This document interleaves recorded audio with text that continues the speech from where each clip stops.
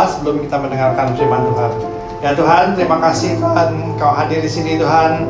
Kiranya Engkau mengurapi setiap orang yang hadir di sini Tuhan, dan hamba-Mu untuk berkata sesuai dengan kebenaran firman-Mu saja Tuhan. Dan kiranya Roh Kudus juga turut menerangkan hati dan pikiran kami, sehingga kami bisa melaksanakan apa yang Tuhan kehendaki dalam hidup kami. Dalam nama Tuhan Yesus kami panjatkan doa ini. Amin. Ya, shalom semua, selamat pagi. Ya, kita pagi ini akan belajar dengan tema melayani. Ya, kemarin minggu lalu kita udah diilustrasikan sama si Bunda bagaimana pelayanan itu. Ya, jadi memang satu hal, sebelum pelayanan kita tuh harus bisa bersyukur. Ya, dalam arti persoalan kita pribadi itu sudah beres dengan Tuhan. Ya, bukan persoalan sehari-hari. Ya, kalau nunggu persoalan sehari-hari selesai, nggak akan selesai-selesai. Ya, jadi yang paling penting persoalan kita, hubungan kita dengan Tuhan itu sudah beres. Baru kita bisa melayani. Nah, ya, jadi kali ini kita juga mau lihat pengalaman Rasul Paulus dalam melayani. Ya, ternyata ya melayani itu tidak harus kita secara fisik. Ya, kita mengunjungi, menghibur, ternyata enggak juga. Ya, jadi melayani dalam versi yang Rasul Paulus kerjakan, melayani dalam keterbatasan dia, ya, melayani dari penjara, ya, caranya dengan menulis surat. Nah, jadi memang menulis surat itu dipakai Rasul Paulus untuk melayani, sehingga kita bisa belajar dari Rasul Paulus bagaimana dia surat-suratnya itu begitu terkenal. Dan sebagian dari kitab Perjanjian Baru berisi tulisan-tulisan Rasul Paulus waktu dia melayani jemaatnya. Nah, saya ingat zaman dulu waktu kita SD atau SMP atau SMA, kita pernah nulis surat kan? Nulis surat ke pacar. Ya, kalau kita nulis surat ke pacar itu berapa kali sih kita baca tuh surat? Berkali-kali ya. Baca lagi. Apa sih yang dia tulis, ya kan? Apa sih ekspresinya? Dia sayang nggak sama aku gitu? Terus apa sih yang poinnya? Nah, jadi kalau baca surat dari pacar aja berkali-kali, apalagi kita baca Alkitab, ya, atau baca tulisan-tulisan Rasul Paulus, ya. Kita mau tahu isi hatinya melalui tulisan itu. Makanya kita cari kata-katanya. Ada nggak kata I love you gitu misalnya, ya kan? Aku rindu. Tuh. Jadi kita mau mencari poinnya bahwa dia mengasihi kita apa enggak gitu. Ya, jadi memang begitulah kalau kita membaca surat cinta, ya. Karena terus terang saya juga ngalamin, ya. Saya ngalamin dan pasti kalian juga semua mengalamin, ya. Kalau belum mengalami, tulislah surat cinta, ya. Ya. Sekarang zamannya WA, jadi susah tuh WA, jadi jangan buat surat cinta di WA gitu ya. Cuma tanya kayak nungguin respon gitu ya. Mendingan agak panjangan dikit supaya bisa direnungkan, dibaca, ya. Ada poin-poinnya, ada pengantarnya, ada rasa rindunya dan sebagainya, gitu. Ya, jadi, nah, pelayanan melalui surat, ya. Saya punya gereja saya yang lama, ya, punya anak asuh, ya. Anak asuh dia di sekolah STT, gitu ya. Kemudian dia lulus, ya. Kemudian dia ditempatkan, ya.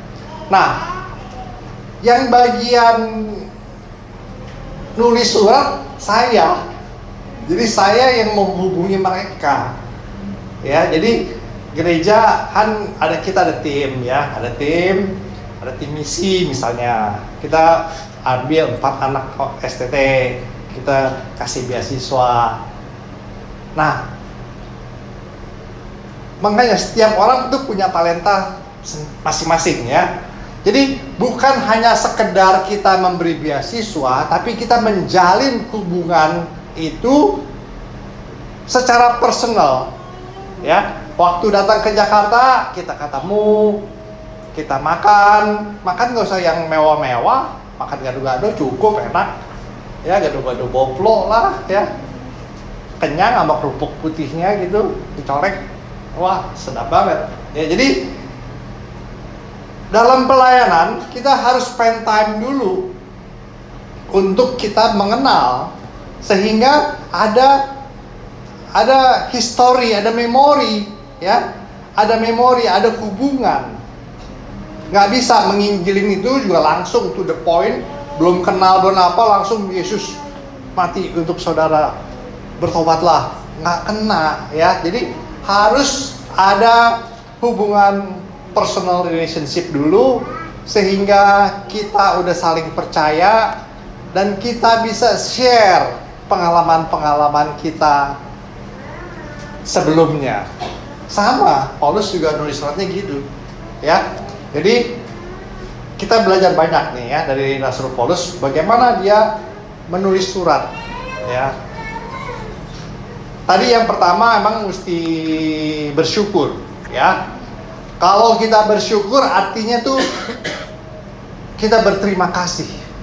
Lebih dari sekedar berterima kasih, artinya kita sudah menerima ya. Orang kalau belum bisa bersyukur atau belum bisa berterima kasih, artinya dia mengignore pemberian itu ya. Jadi dia nggak menganggap pemberian itu. Tapi kalau dia sudah bisa menerima pemberian itu dan merasakan hidupnya berubah, itulah seharusnya dia berterima kasih dan bersyukur. Nah, Rasul Paulus di sini bukan sekedar bersyukur, ya. Rasul Paulus di sini merasa berhutang, ya. Jadi kalau berhutang tuh harus dikerjakan, harus dibayar, ya. Jadi Rasul Paulus memberikan konsep berhutang kepada Tuhan Yesus yang telah menebusnya. Nah, istilah menebus juga, ya. Jadi benar-benar kata menebus ini kayaknya hanya ada di Alkitab kita, ya.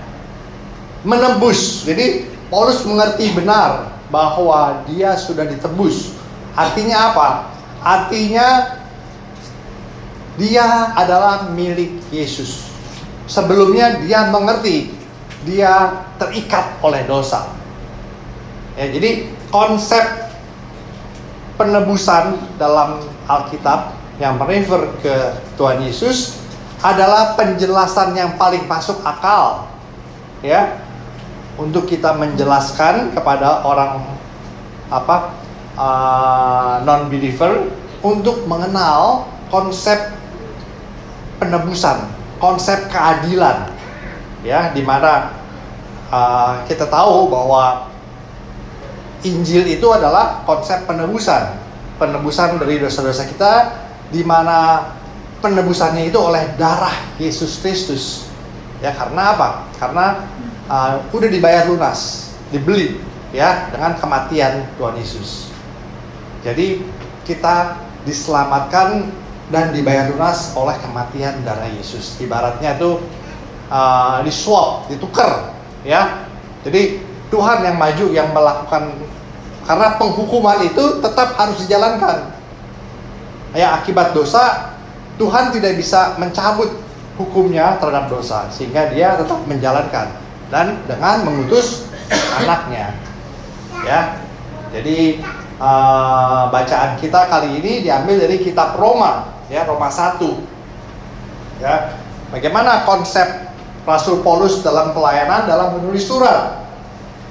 Ya, saya bacakan secara singkat, nanti kita merefer lagi ya. Roma 1, salam. Jadi greeting dulu. Dari Paulus, hamba Kristus yang dipanggil menjadi rasul dan dikhususkan untuk memberitakan Injil. Nah, saya pakai kitab Perjanjian Baru, terjemahan yang kedua, edisi baru. Ya, ada sedikit perubahan dikit. Yang dikhususkan untuk memberitakan Injil. Kalau yang kalian punya, yang dikuduskan. Jadi emang ada sedikit perbedaan, tapi lebih ngerti nih. Ternyata Rasul Paulus itu rasul yang dikhususkan untuk memberitakan Injil. Ya, kata-katanya di sini lebih tepat, dikhususkan. Jadi bukan dikuduskan. Injil itu telah dijanjikannya sebelumnya dengan perantaraan nabi-nabinya dalam kitab suci tentang anaknya yang secara jasmani berasal dari keturunan Daud. Nah, jadi dia merefer dulu sejarah silsilah rasul, sejarah silsilah Yesus, supaya kita ini sama persepsinya, ya, mengingatkan bahwa itu loh, Yesus itu bukan hal yang baru.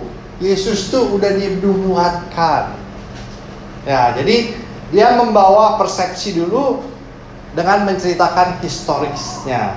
Ya, jadi sangat sistematis. Kalau kita baca berulang-ulang, kita bisa melihat Rasul Paulus itu menulis suratnya secara sistematis sehingga masuk akal dan masuk logika.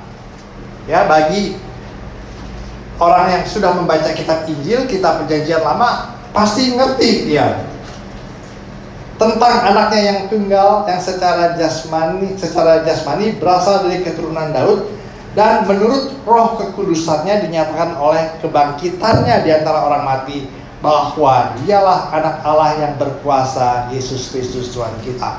Nah, kemudian ini juga kesaksian, ya, bahwa dia tegaskan Yesus itu bangkit. Nah, ini penting. Kalau Yesus tidak bangkit, iman kita akan sia-sia, ya. Terus kalau kita ulangin lagi, dari Paulus, hamba Kristus yang dipanggil menjadi rasul. Dia udah di awal-awal dia bukan merasa sebagai guru. Dia sudah menjelaskan bahwa dia hamba Kristus Yesus. Jadi dia sudah mendefinisikan dirinya sebagai milik Yesus Kristus. Kalau milik itu artinya dia udah menjadi hamba, melayani. Ya, kalau pendeta zaman sekarang mungkin sebelum seminar dia tulis tuh jabatannya, ya, pendeta si A, gelarnya PH doktor pendeta teologi, MTH, segala macam tuh ya, sampai 3-4 gelar itu ya. Nah, itu pun kita udah bisa lihat kualitasnya. Ini dia mau pamerin gelar atau apa gitu ya. Nah, kalau Rasul Paulus jelas, ya, dia melayani untuk kemuliaan nama Tuhan, bukan untuk meninggikan dirinya, karena dia sudah merendahkan dirinya, ya. Sama Yesus juga waktu turun sebagai manusia, Yesus tuh tidak mengambil posisi sebagai Tuhan, tapi mau menjadi sebagai manusia, ya. Ada ayatnya itu di mana? Di Filipi 2:6-7. Ya. Nah, katanya begini, Yesus juga menjelaskan, ya. Yang walaupun dalam rupa Allah tidak menganggap kesetaraannya dengan Allah itu sebagai milik yang harus dipertahankan, melainkan telah mengosongkan dirinya sendiri dan mengambil rupa seorang hamba dan menjadi sama dengan manusia. Jadi Yesus pun mencontohkan bahwa dia mau rela menjadi manusia demi kasihnya kepada kita. Ya, jadi konsep kasih itu emang selalu ditekankan ya oleh Yesus Kristus, ya, bahwa kasih itulah adalah yang terutama. Ya, kalau kita ingat lagi perumpamaan The Good Samaritan, ya, yang lewat, ada pendeta, ada 3 tuh ya. Ya, ternyata mereka semua belum lulus. Yang lulus hanya orang biasa yang punya kasih. Karena apa? Karena konsep kasih mereka tuh terbatas. Konsep kasih mereka hanya untuk kalangan mereka sendiri. Ya. Nah, kalau kita sudah menjadi anak Allah, anak muridnya Yesus, konsep kasih kita itu harus benar sama dengan pikiran Yesus. Adalah apa? Ya, yang paling berat, mengasihi musuh kita. Ya. Mengenal siapa itu tetangga kita. Ya. Jadi The Good Samaritan itu benar-benar punya kasih yang tulus, walaupun dia nggak kenal, tapi dia mau menolong, gitu. Tapi yang terutama itu konsep kasih yang mengasihi di luar lingkungan kita, ya. Jadi kasih yang tulus. Kemudian kita lanjutkan. Jadi dimulai dengan kesaksian, ya. Dimulai dengan merefer peristiwa-peristiwa yang terjadi sebelumnya, sehingga orang yang membacanya lebih diteguhkan. Kalau dulu dia belum mengerti perjanjian lama, ternyata diteguhkan oleh Rasul Paulus bahwa itu loh, Yesus itu yang disebutkan, dinubuatkan di perjanjian lama. Jadi bukan sekonyong-konyong datang. Tuh, maksudnya begitu. Dengan perantaraannya kami menerima anugerah dan jabatan demi namanya untuk menuntun semua bangsa supaya mereka percaya dan taat. Demi namanya, ya. Jadi ini juga udah jelas. Dia nggak mau membesarkan dirinya sendiri, tapi menunjuk selalu kepada demi namanya Yesus Kristus. Nah, pelayanannya begitu. Jadi kita juga bisa menyembuhkan orang sakit, bisa membuat tentram dengan kekuatan Roh Kudus, ya. Jadi bukan membesarkan diri, aku punya kuasa, enggak. Kata-kata kita itu harus demi nama Yesus Kristus, karena yang mempunyai kekuatan, yang memberikan kekuatan adalah emang Yesus Kristus, ya. Kita hanya sebagai perantaranya saja.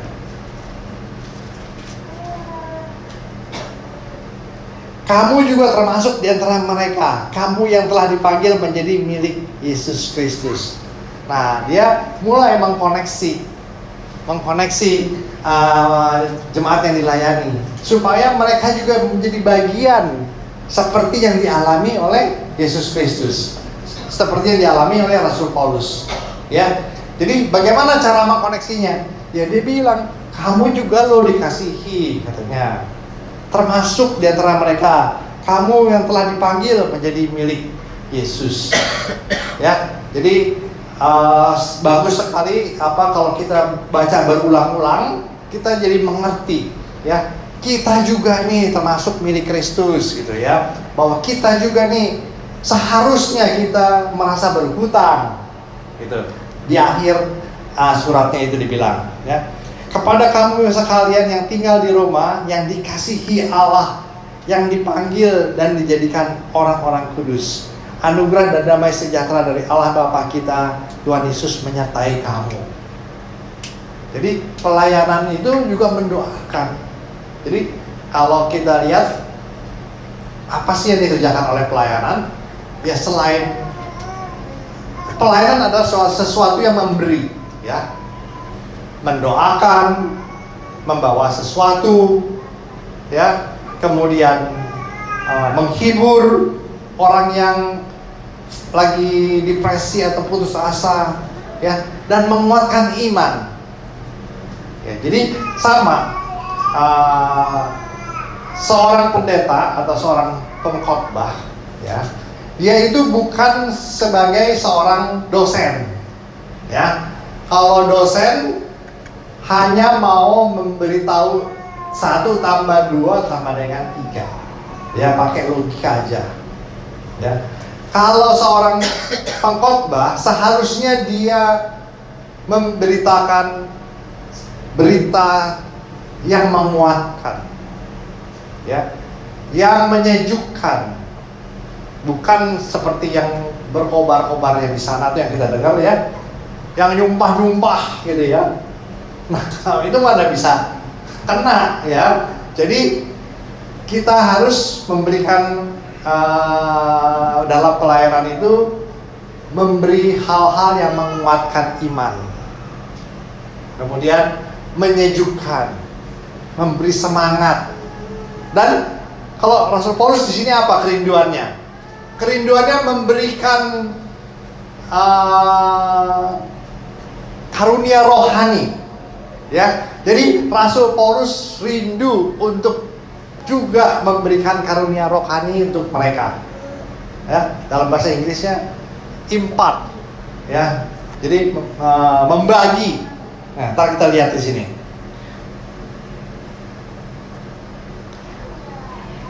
Kepada kamu sekalian yang tinggal di Roma dan dikasihi Allah, dipanggil untuk dijadikan orang kudus, anugerah dan damai sejahtera dari Allah Bapa kita dan Tuhan Yesus menyertai kamu. Dia sudah mendoakan, ya. Terus kerinduan dia untuk ke Roma. Pertama-tama aku mengucap syukur kepada Allahku Yesus Kristus atas kamu sekalian yang telah tersebar tentang imanmu di seluruh dunia. Ya, jadi bagaimana Rasul Paulus juga merasa terhibur, senang, ya, bahwa mereka-mereka itu kuat imannya.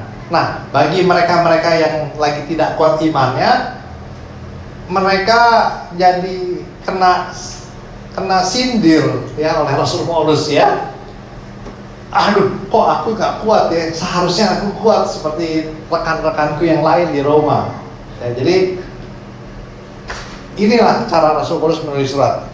Sebab Allah yang kulayani dengan segenap hatiku dalam pemberitaan Injil tentang anaknya adalah saksiku bahwa dalam doaku selalu mengingat kamu.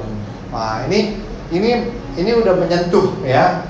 Udah menyentuh yang membaca. Kita juga kan kalau nulis surat mencari tahu, ya. Dia tuh sayang sama kita, ya. Dia tuh mendoakan nggak kita? Dia tuh ngerti nggak sih saat kita sendiri, ya? Nah, Rasul Paulus ini juga menulis surat dengan teliti bahwa dia begitu mengasihi sehingga dalam doa Rasul Paulus selalu mengingat mereka, disebutkan.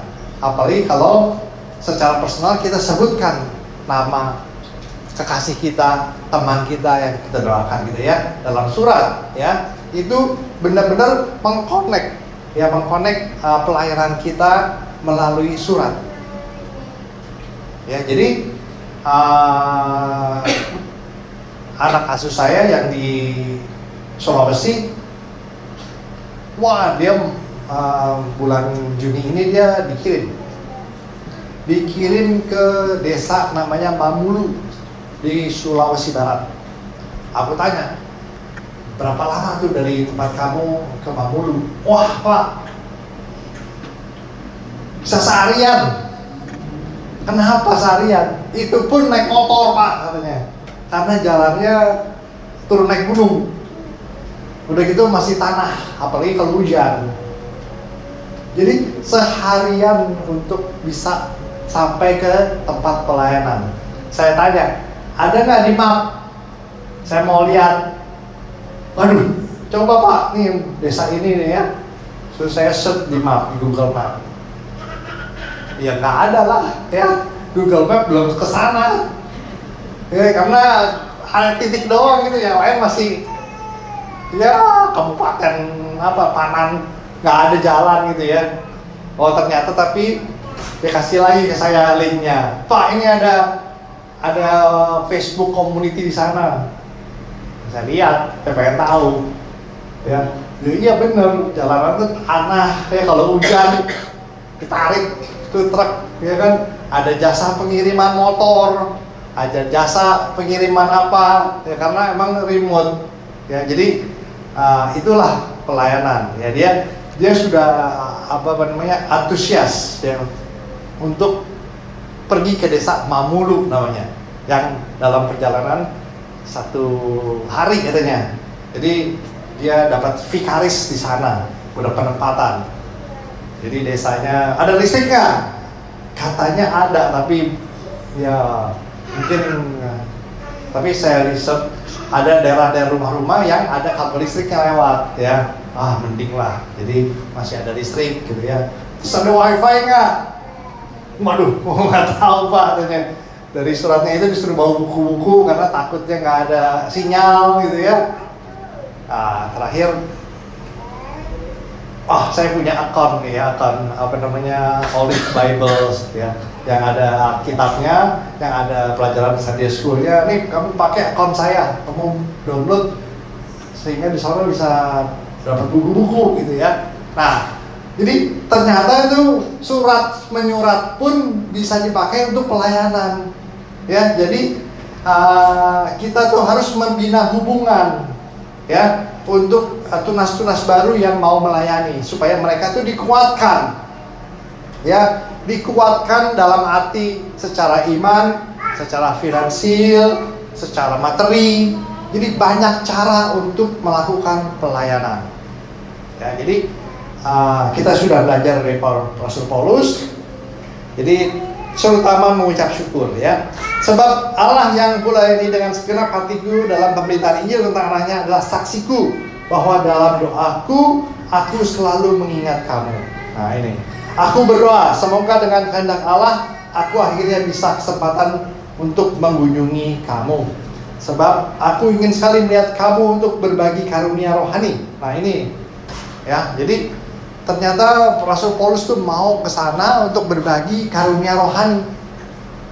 Sebab aku ingin sekali melihat kamu untuk berbagi karunia rohani supaya kamu dikuatkan. Jadi there is a power ya. Jadi kita sebagai anak-anak Tuhan, kita melayani bukan dengan kekuatan kita sendiri, bahwa kita percaya bahwa kekuatan dari Roh Kudus menyertai kita dan kita bisa menguatkan orang-orang yang kita doakan. Ya, jadi kesembuhan mereka juga akan terjadi bila kita mempunyai iman yang kuat dan mereka percaya mau didoakan. Yaitu supaya aku ada di antara kamu turut terhibur oleh iman kita bersama-sama, baik oleh imanmu dan kamu oleh imanku. Nah ini ya, jadi saling menguatkan ya. Ibaratnya kalau areng, kalau kita masak ikan ya pakai areng, itu arengnya itu gak bisa sendiri. Areng itu mesti ada banyak, minimum ada 5 supaya baranya itu saling menguatkan apinya. Ya itu contoh yang paling nyata. Kalau sendirian tuh areng cuma 1, kita mau masak ikan, kita kipas-kipas, begitu kipasnya habis langsung mati. Tapi kalau banyak, yang 1 mati redup, yang 1 masih nyala. Nah, itu namanya saling menguatkan. Ini disebut begini, oleh imanmu dan juga oleh imanku. Ya, jadi di mana orang lebih dari 1 orang berkumpul, Roh Kudus akan hadir. Ya, saudara-saudara, aku mau supaya kamu mengetahui bahwa meskipun hingga kini aku terhalang, aku telah sering berniat untuk datang kepada kamu agar di tengah-tengahmu aku menemukan buah seperti juga di tengah-tengah bangsa bukan Yahudi yang lain. Nah, nomor 14 ini penting. Aku berhutang baik kepada orang Yahudi maupun kepada bangsa-bangsa lain, baik kepada orang terpelajar maupun kepada orang tidak terpelajar. Itulah sebabnya aku ingin memberitakan Injil kepada kamu juga yang tinggal di Roma.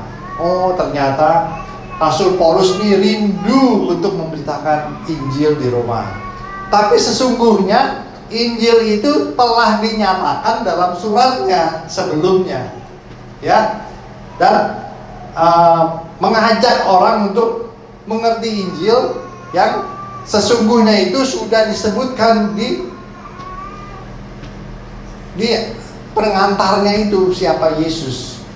Ya, jadi itulah prinsip-prinsip bagaimana kita membawa pikiran orang yang kita kenal, yang kita layani, supaya dia sepikiran dengan kita, nyampe apa yang kita maksud, kita harus mempunyai apa?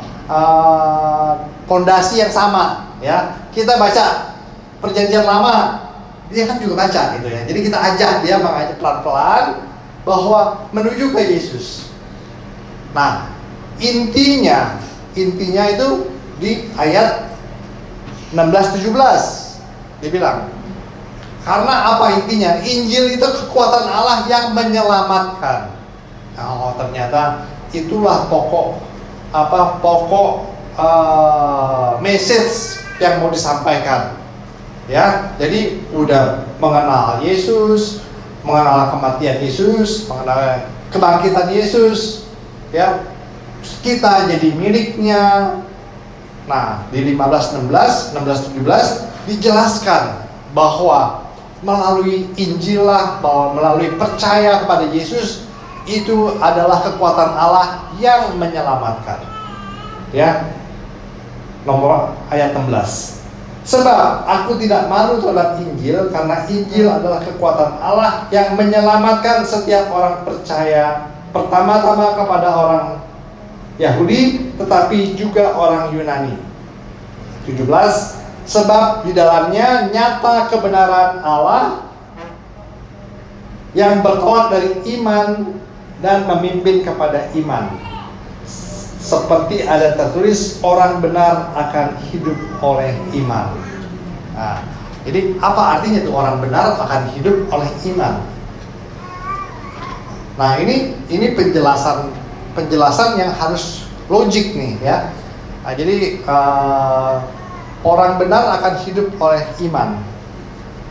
Kita ini orang nggak benar, ya. Kita ini orang nggak benar. Kita itu hanya dibenarkan oleh penebusan Yesus di kayu salib. Ya. Jadi dengan kita percaya Yesus, Yesus itu menjadi juru selamat kita di depan kita. Jadi Yesus yang maju ke hadapan Bapa, mewakili kita. Jadi dosa ibaratnya itu kita tercover, ya, tercover sama tubuh Yesus.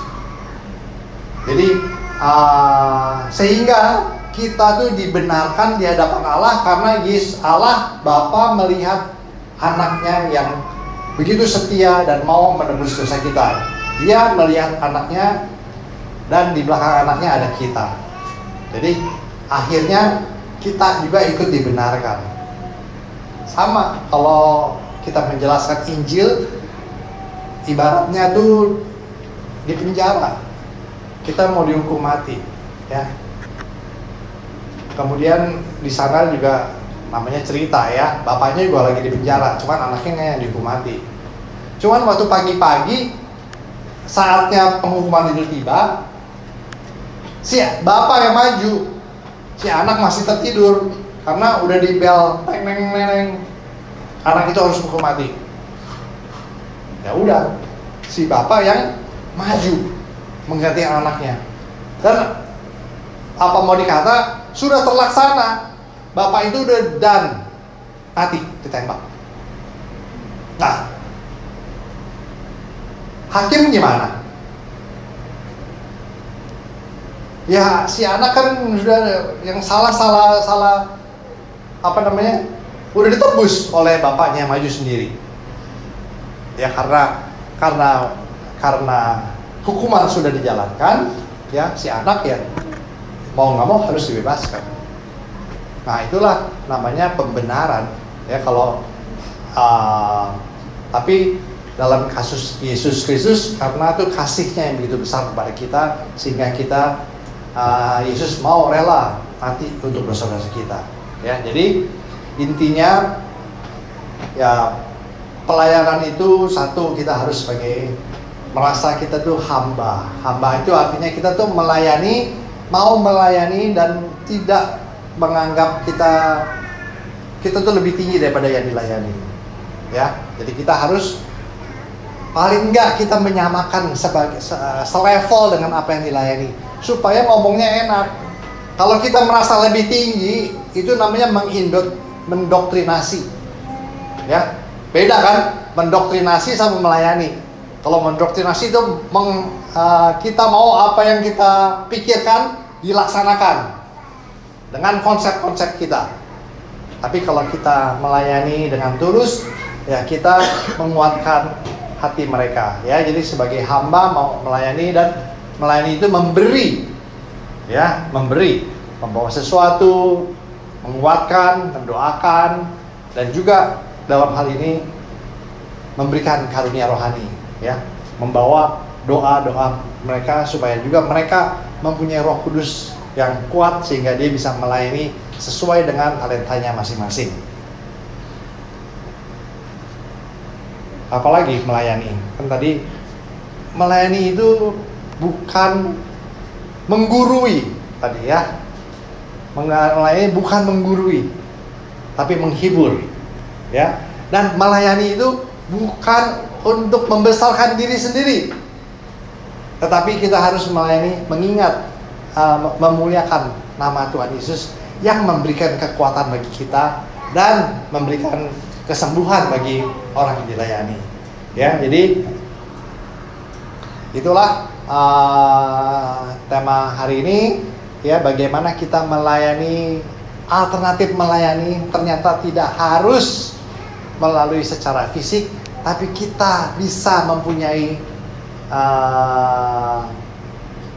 melayani melalui surat. Ya, teman-teman kita yang sudah kita lama nggak kenal, nggak ketemu, kita mulai menulis surat lagi. Hai, gimana kabarnya kamu di sana? Bagaimana situasi keluarga kamu di sana? Aku ingat kamu loh waktu dulu kita sama-sama. Jadi kita merefer back kembali historik kita bersama-sama dengan dia, baru kita masuk ke iman. Gimana gerejamu di sana?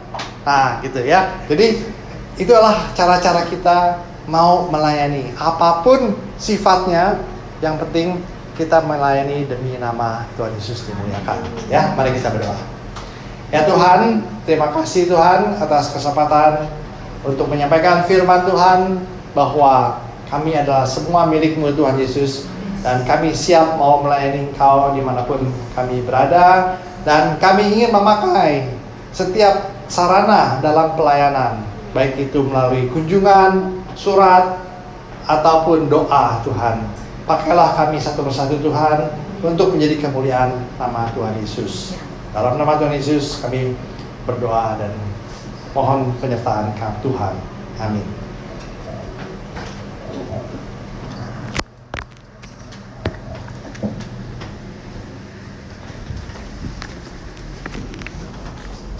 Semua diberkati.